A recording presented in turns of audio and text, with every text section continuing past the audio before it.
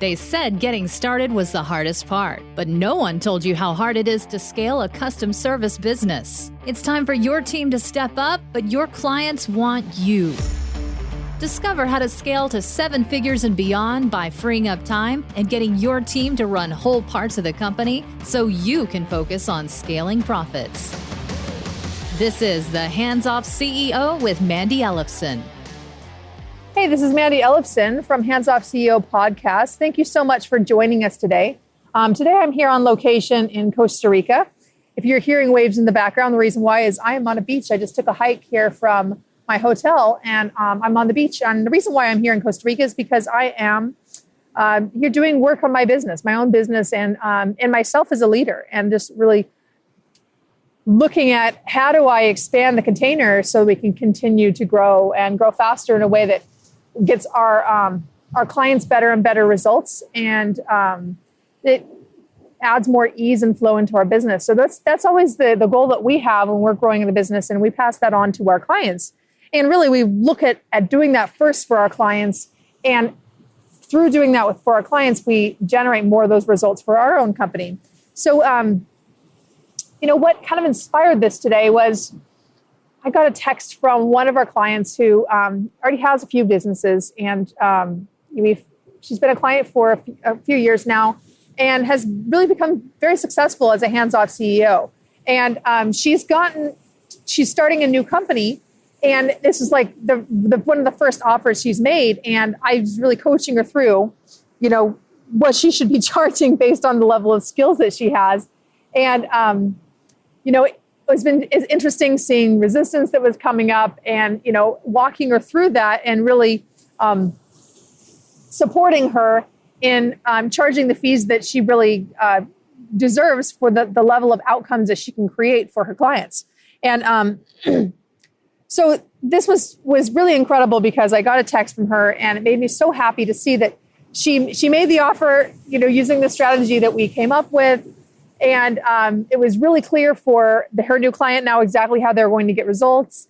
And the whole offer was just so crystal clear. She asked for the investment, and it was like, of course, sure. And she could have charged even more than that. But you know what? This is a massive win for her. And it was a really nice, good fee that she charged for the amount of time and effort input that she's going to be putting in to it. So I'm so excited to see that. And I'm just looking at that and saying, what lesson can we really learn here? And especially in the work that I'm doing here in Costa Rica on my own business. And one of the things looking at how do we get such great results for our clients?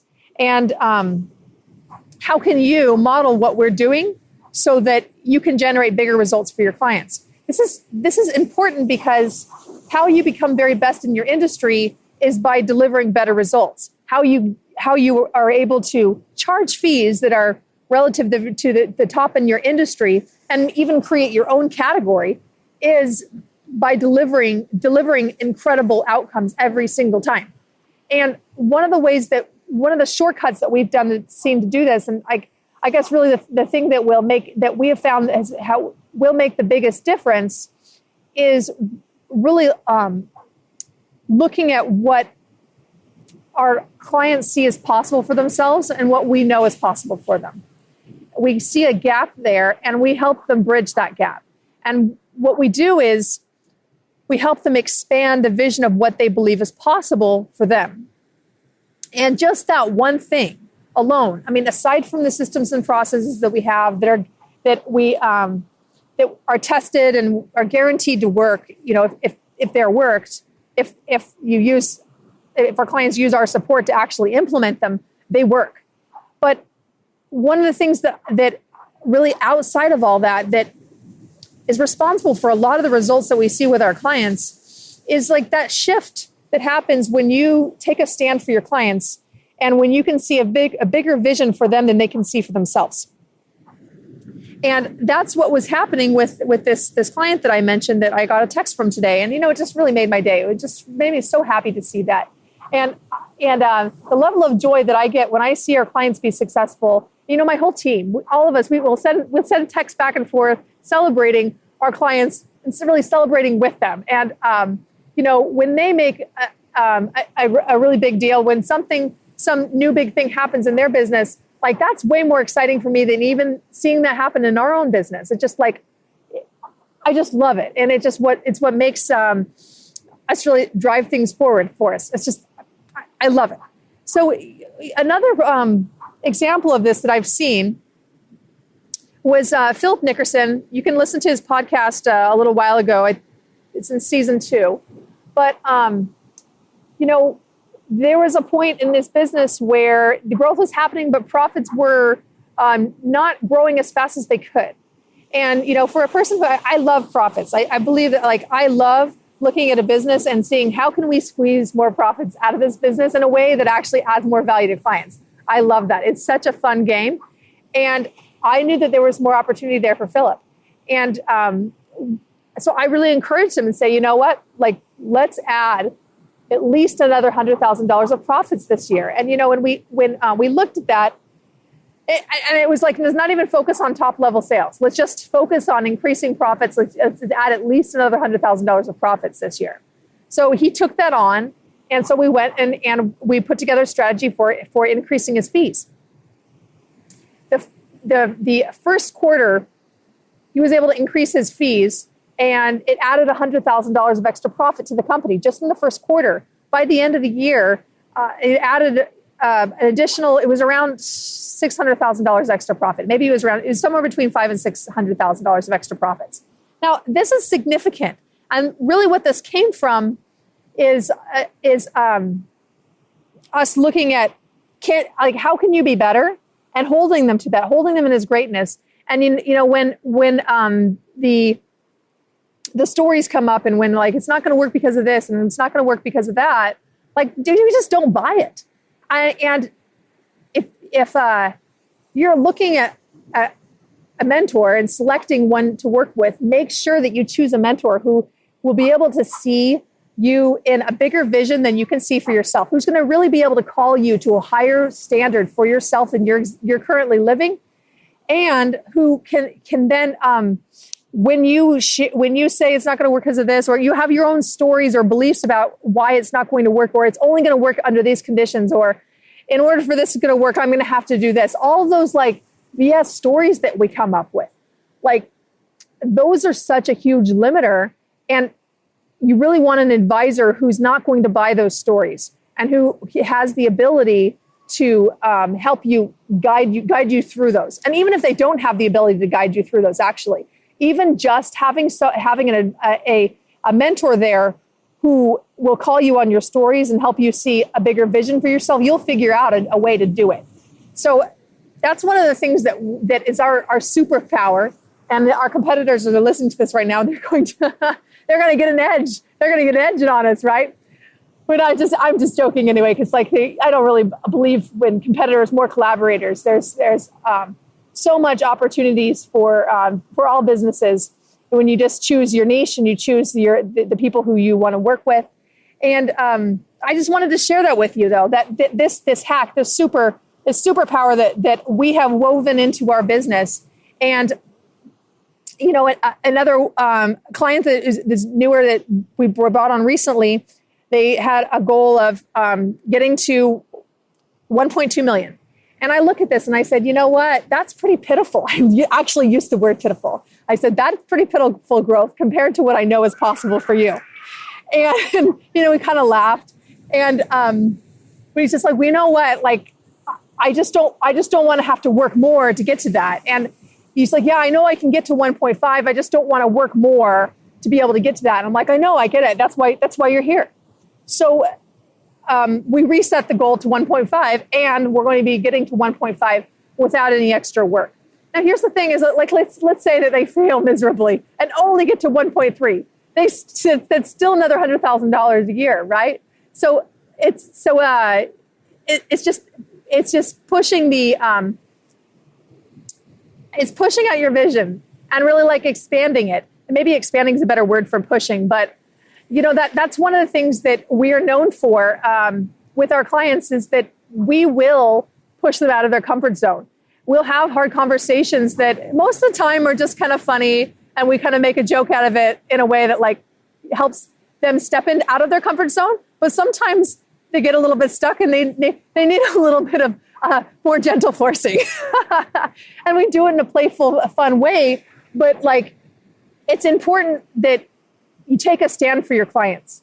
It's important for you to take a look at and see what is really possible for them, and then creating a pathway for how to get there. And then showing them the pathway, and then looking at all the ways that it could possibly fail on the way to that. And then putting in checkpoints along the way within your growth program for your clients so that you can prevent those failures, so that you can course correct before it becomes a problem.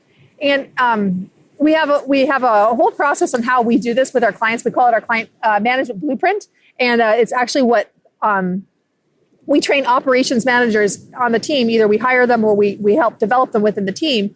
We train them on doing that. So we train the team to be able to scale the business, so that I work with a CEO to help them grow the business.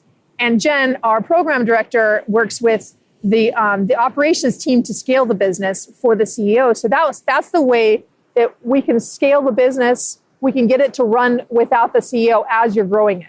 And the CEO is directing the growth, but what we're doing is we keep taking it to the next level and looking at ways that we can involve the team more and more into it, so it becomes more of this team driven growth, that your team is driving growth right along with you.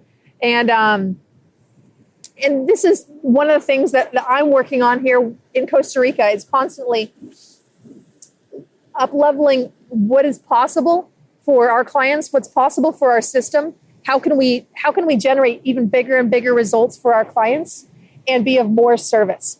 And, some of the ways that I've been coming up with that have been inspired out of the work I've been doing here are, well, something that's been on our radar for a while, but like I'm just even more excited about is putting in place some more robust financial dashboards for our clients that really help them get this next level of clarity and simplicity. And that's one of my favorite things to do, is take complex things and make them very simple, so that they're easy to use, that we can overcome any emotional resistance to like getting work done, and actually just like making it fun, making it simple, easy. And but it's also a renewed conviction for me. It's just like to kind of get back into that. I maybe not back into it, because I'm like fully in it, but like elevating to the next level of profits, and really helping our clients expand profits. And growing sales, that's a great thing, and we love doing it, and that's definitely part of our growth system. But expanding profits is way more important, because that's what gives you the sustainability in your company. It's what allows you to be able to hire people and know that you can pay them, and not have to worry about being able to meet payroll. It's, that amazing, satisfied feeling at the end of the year when you look at how much profit there is, how much you've been able to compensate yourself as a CEO, and you're just really happy with that. And being able to look at your financials with a smile on your face, feeling well compensated for the time, the energy, the money you've invested, the risk that you've had, the nights that you've been up worried about your business in the past, right? Like, you're being well compensated for that as the investor of your company, and really moving our CEOs into a place where they're not at night worrying about being able to make payroll, or worrying about, even when things are stable, just like, will we hit the dip and it will be in trouble next. It's just like those kind of things can happen. But when you have really taken really just squeezed as much profit as you possibly can out of your business in a way that adds more value to the world, when you do that, it's just like an incredible feeling, because what it does is it adds so much value to your team too. We've had a number of our clients this year, for the first time ever, be able to do profit sharing with their teams. And it's so incredible. And you know what? I absolutely love writing bonus checks to my team. It's based on the incentive of the growth of our company. It makes me feel so happy to do that. And that's what growing profits in your company allows you to do. So anyway, that's just kind of like a teaser for some of the things that we have coming up. I'm really excited about it. I hope you got a lot out of this episode. remember to generate bigger results for your clients, really see them in their greatest ability, their greatest capability, their greatest power as the leader of their company. You being able to see them that way, and you being able to take a stand for them to really elevate to the level that you know is possible for them, and you then you supporting them to get there. Wow, that's incredible. That right there, regardless of how good your program is for helping your clients get to the outcome that they want, like just that setting that intention for them is so massive. And the first clients that we worked with, I'll just say this last thing. The first clients we worked with, I actually did this practice to setting an intention for them. I don't think I've ever told anyone this before, actually. But I got like this card, and I wrote it as if this client was writing this to me a year later. And it said, Mandy, thank you so much for supporting me with growing my company to this amount. I'm so grateful that I've been able to take my family around the world and accomplish our dreams of this location-independent life that wasn't possible before. And my life is so much better having worked with you, and I'm so grateful for that. And I put that in an envelope and I sealed it. And 6 months later, I opened up the envelope, and everything that I had on that card, as I said, an intention for the client, had come to pass. It had actually happened in their business. And this is when I really learned about how important, how powerful setting the intention is for our clients, and then holding them in that power. And then when they start to shrink, because we all shrink, when challenges come up, that you really hold them in that power, in their highest ability for them. And that's how you supercharge results for clients without any additional investment, without really any extra learning skills. It just comes down to courage, being willing to take a stand for your clients, even if it's a little bit uncomfortable for you and for them. This is Mandy Ellefson, host of the Hands Off CEO podcast. Thank you so much for listening. Thanks for listening to this episode of the Hands Off CEO with Mandy Ellefson. If you want to work less and make more, make sure you subscribe and get a new episode every week, and help spread the word by leaving a review.